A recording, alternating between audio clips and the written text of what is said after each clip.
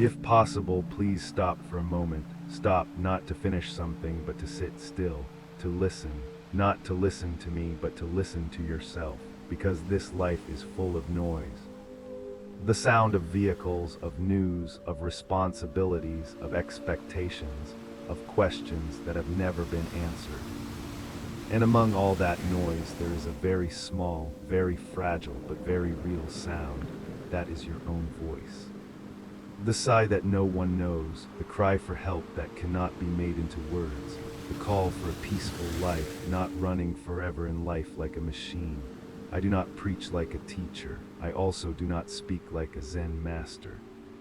I just want to tell you with the awareness of someone who has gone through fatigue, has walked through the paths of fame, failure, pain, and then one day suddenly realized, I just need to live. I want to invite you to sit down with yourself, not to achieve something, but to let go of something.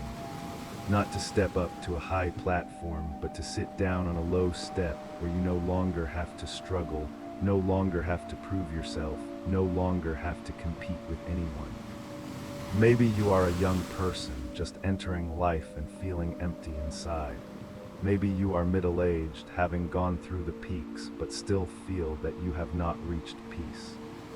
Or you are an older person, wanting to spend the rest of your life finding a quiet place for your soul.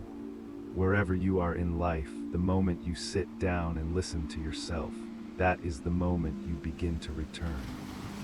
No one teaches us how to live.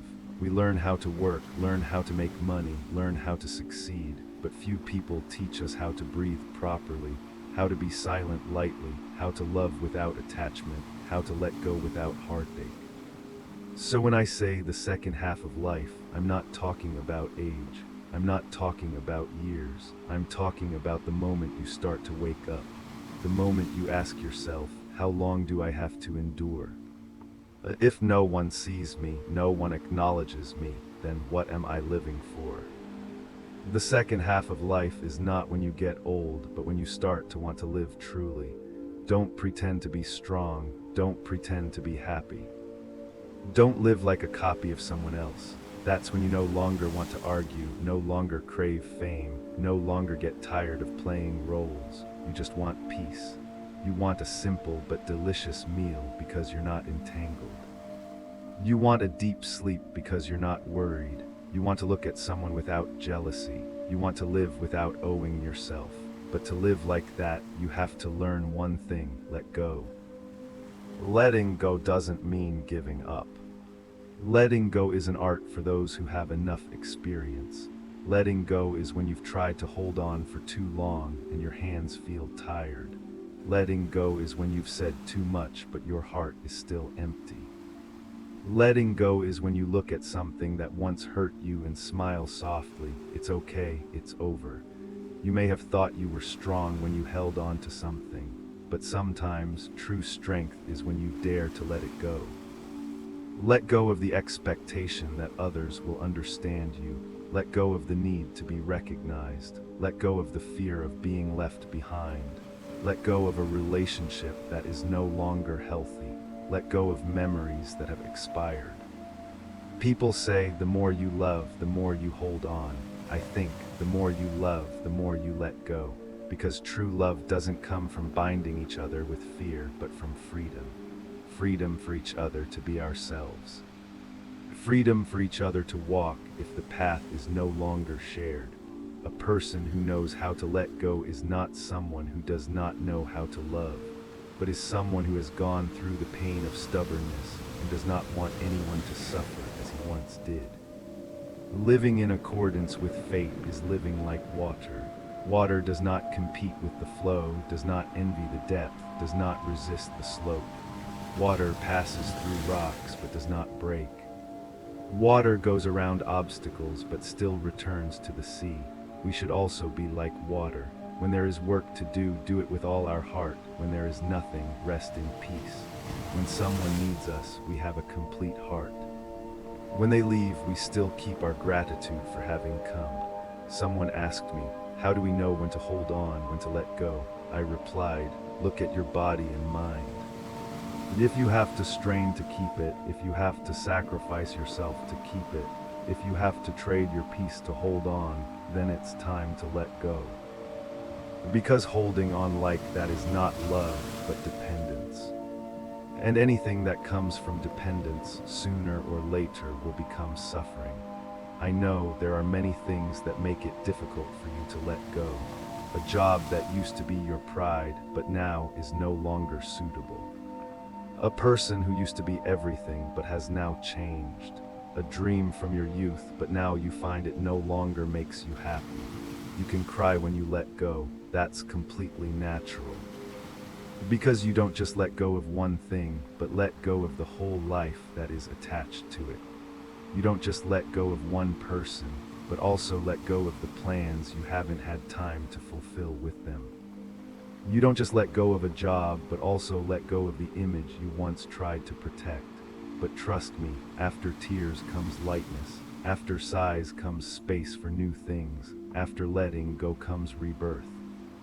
You can't move on if you're carrying an old room on your back. You have to clean up your mind, clean up your prejudices, clean up your hurts, clean up your illusions.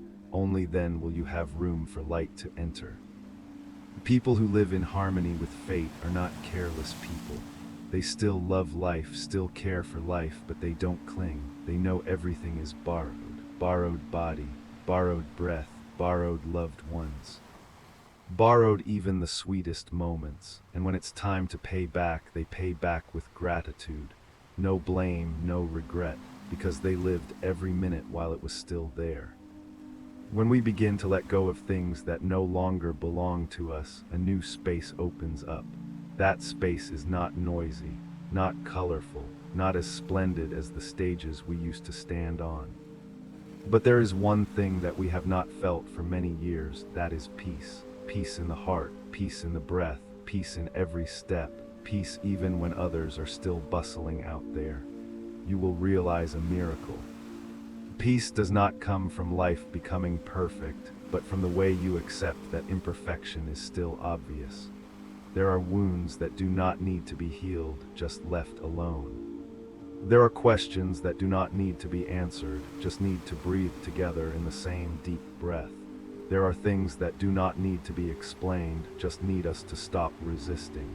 People ask me how to keep peace when life is too turbulent. I say, don't hold on, be peaceful. If you are a calm lake, even if someone throws a rock, the water will only ripple a little and then return to normal. If you are a storm in your heart, just a gentle breeze is enough to blow you away. So the problem is not outside, it is inside you. When you have too many desires in your heart, you will easily be dragged along by everything. You will see that no one is good enough, no place is satisfactory enough, nothing is enough to satisfy you. But when you start to reduce your desires, you will see that everything you have is enough. The person next to you is not perfect but sincere. The house is not big but warm. The food is not fancy but delicious with gratitude. Practicing does not mean leaving the world. Practicing is returning. Returning to yourself, returning to your breath, returning to the reality that is. You can live in the city, still meditate. You can sit in the middle of the office and still be awake. You can walk among the hustle and bustle of people and still be empty like a river without grass. The secret is not where you are, but how you bring your mind to that place.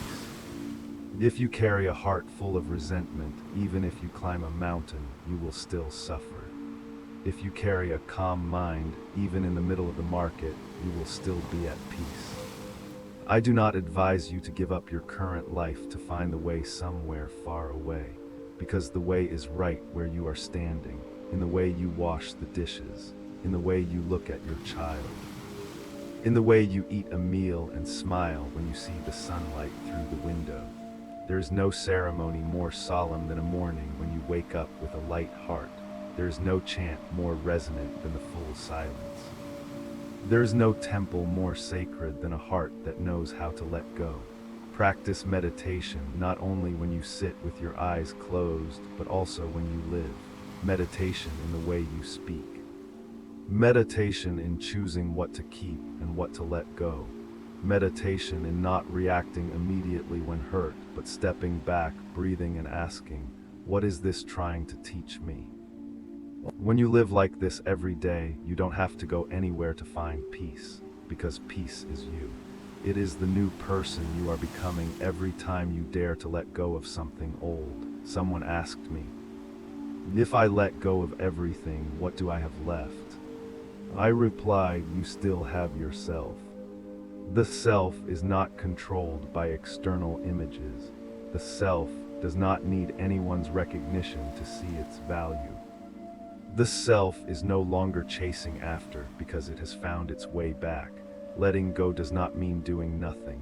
Letting go is doing what needs to be done within your ability with all mindfulness, and then that's it. Do not cling. Do not set too high expectations. Do not force yourself or others to follow a fixed script. Living in accordance with fate means living fully present in each moment. Fate comes, we accept. Fate goes, we smile. We do not hold on to what has not yet come. Do not regret what has passed. Have you ever seen a child playing with dirt? He builds a house, a car, then just a few minutes later he destroys it and makes another one. No regrets, no sadness, because with it, joy does not come from what is created, but from the action itself. The awakened person is the same. They live, they create, they love, but they do not possess. They understand that everything in life is borrowed. If there is a connection, they will accompany each other. When the connection is over, they will clasp their hands in gratitude and let go. Imagine. If today were the last day you lived, would you still want to be angry? Would you still want to torment yourself? Would you still want to prove yourself right? Or would you forgive? Would you smile? Would you hold someone's hand and say a kind word? Would you let go of the resentment that has been held in your heart for too long? We think we still have time, so we postpone living. We save joy for when we have time. We save dreams for when we are rich. We save happiness for when everything is done, but life does not wait for us. Impermanence does not give warning. Some people were healthy yesterday, but today they are lying still. Some people thought they would meet again, but who would have thought it would be the last time? So every moment you are alive, breathing, and seeing the light, live truly. Do not live to hastily accumulate. Do not live to fill the void with superficial things. Live enough. Enough is when you eat a meal and feel grateful. Enough is when you look at the sunset and feel at peace. Enough is when you can sit alone without feeling lonely. Enough is when you look back at the past without blaming anyone. At that time you have passed half of your life, not in the sense of age, but in the sense of awakening. You do not need to become a monk, do not need to leave home, do not need to give up everything to find the way. You just need to start right where you are living, from your present job, from your present family, from this body, this mind, this moment. Every day that passes is an opportunity to return. And if you have gone very far, just stopping, you have already begun to return. When you start to slow down, you will hear clearly the sounds that you have forgotten before. The sound of the wind blowing through the leaves. The sound of your heart beating in the middle of the night. The sound of someone saying sorry, even if it is very soft. And the voice inside you, the call for a simple, quiet, but true life. Not everyone needs a big life. But everyone needs a life worth living. And a life worth living is not measured by money or fame, but by the lightness of the soul. You can have a lot of things, but if you are not at peace, you are still suffering. You can have very little, but if you are mindful enough, you will find enough in every breath. I once saw an old lady sitting on the porch, her hands holding a rosary, her eyes closed, her face peaceful. No one knew who she used to be. No one asked her how much money she had. But in that moment, I saw that she lived a more religious life than 1,000 preachers. Because religion is not about what you say, but about how you live. If you can go through a day without being angry, without being jealous, without blaming, then you are living in religion. If you can smile at someone who has hurt you without your heart being troubled, then you have taken a big step on the journey of liberation. And if you can sit down, quietly drink a cup of tea without waiting for anyone, without doing anything, without rushing, then you have begun to understand what it means to live. Life does not wait for you to plan, it just happens. It does not wait until you are strong enough, free enough, or rich enough to give you peace. Peace is something you have to sow yourself in your heart every day. You have to learn to be friends with yourself. Sit with sadness, but do not blame it. Sit with loneliness, but do not try to chase it away. Sit with the truth, no matter how painful, do not run away. Only then you are truly free. Freedom is not being able to do everything you want. Freedom is not being bound by what makes you suffer. Freedom is when you no longer need to control everything. Freedom is when you know that, no matter what happens, you will be okay, because you have learned not to resist. And so every day you let go a little more, let go of expectations, let go of the past, let go of the need to control others, let go of the feeling of having to be someone else. Then you realize, when there is nothing left to tie you down, that is when you have everything. At that time, you do not need a reason to live. You live because life itself is a miracle. You do not need a big goal to wake up. Just the light shining through the curtains, the soft chirping of birds in the yard, the sound of boiling water in the kitchen, that's enough. Life begins to deepen, not because you have something more, but because you see more clearly what is. If there's anything I hope you take away from today's lecture, it's this. Live as if today were your last day, but with the attitude of someone who has let go. No panic, no regrets, just live fully, gently, and gratefully. Practice sitting with yourself every day, even if it's just for 5 minutes. Do nothing, don't try to fix yourself, don't expect to become a Buddha, just sit and breathe. Breathe as if this is the first time you've ever breathed. And maybe the last time. Then you'll see everything you've been looking for has never really left you. You've just gone too fast. You've just been busy for too long. You just never had enough peace to see. Now you do. You have gone far enough to come back. You have experienced enough to see that peace is not in the destination, but in every step you take. Each step a breath, each breath a lifetime. And each moment of being truly present is a time you are reborn in a completely new life.